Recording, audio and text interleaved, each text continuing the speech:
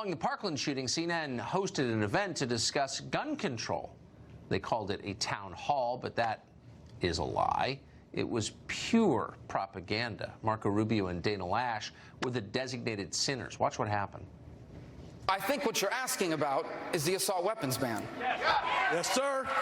So let me be honest with you about that one. If I believed that that law would have prevented this from happening, I would support it. But I want to explain to you why it would not. Can you tell me right now that you will not accept a single donation from the NRA in the future? I wish the NRA lady I could have talked to, because I would ask her how she can look in the mirror, considering the fact that she has children. Let me answer the question. Let me answer the question. You can shout me down when I'm finished, but let me answer Emma's question. He should have been barred from getting a firearm, and he should not have been able to. I would have done everything in my power to prevent that. You just told this group of people that you are standing up for them. You're not standing up for them until you say, I want less weapons. I want to thank Dana Lash of the NRA and also Sheriff Scott Israel for being here to listen to your questions.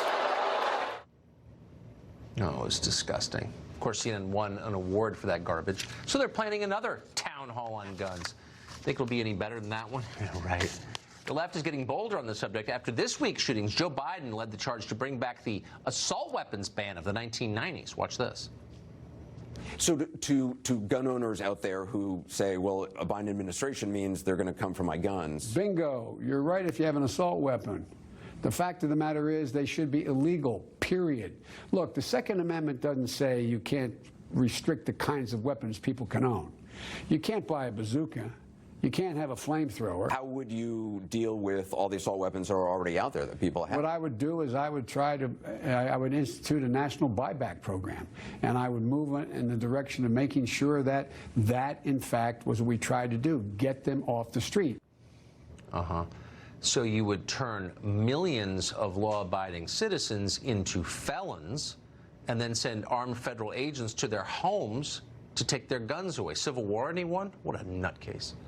By the way, the assault weapons ban, which ended in 2004, was studied by a lot of different groups, including the Bill Clinton Justice Department. And it was found in the end to have no effect on crime. So why would we want it again? Great question. Dana Lash is a former NRA spokeswoman and host of the Dana Show, and she joins us tonight. Dana, thanks a lot for coming on. So first to the CNN town hall. It's been a while now. I imagine you must feel bitter about it. I feel bitter on your behalf just watching that tape that we played. How do you feel knowing that they're going to do this again, and will you be participating this time? No, I wasn't asked to participate, and I always go everywhere good discussion is happening, or where I think I can have some kind of impact in terms of bringing factual arguments and reason-based arguments to the subject, because it's incredibly important.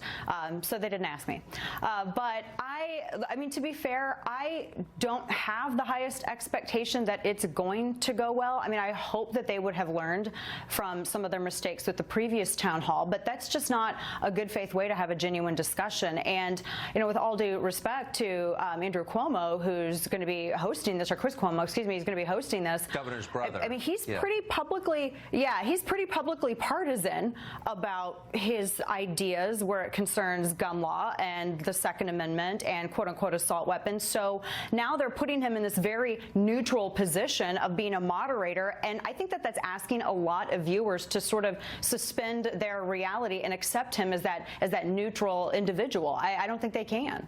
Right. Well, there's nothing neutral about him, of course, at all.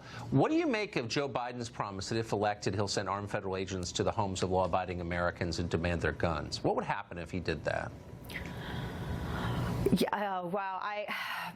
I am amazed at this argument from individuals who say you can't deport people who enter the country illegally because there's too many of them, but yet at the same time they say you can go door to door to millions of homes and you can take perfectly legally owned, legal to own objects from law-abiding innocent people. And to correct Joe Biden, you absolutely can get a flamethrower. I think it was Elon Musk that's actually selling them, but that's beside the point.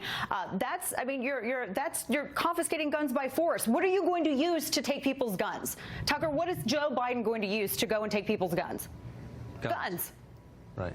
So if you cared about this country, you wouldn't say things like that. You wouldn't suggest something like that, would you? Well, I think that not only if you cared about the country, but I think if you cared just about actual simple scientific data, and you cared about research, and you cared about real solutions and finding an answer to this ongoing problem, then I think that you know that's not something that you would say, particularly when you're also, as Joe Biden is, trying to have this criminal justice reform as part of your presidential candidate's image. But the assault weapons ban, Tucker, as you noted, it did not work. It was unsuccessful. And for those who try to attribute a decrease in crime, everyone needs to realize that crime was already on a downward trend beginning in 1992. And in fact, gun homicides and violent crime, period, are down by 49%. But that's not what most people in legacy media want you to know. No, it's true. And the Clinton Justice Department, by the way, it wasn't the NRA that studied it. It was the Clinton people who conceded it had no effect. Dana, thanks a lot for that. Good to see you. Good to see you, Tucker. Well, the New York Times stepped out of character.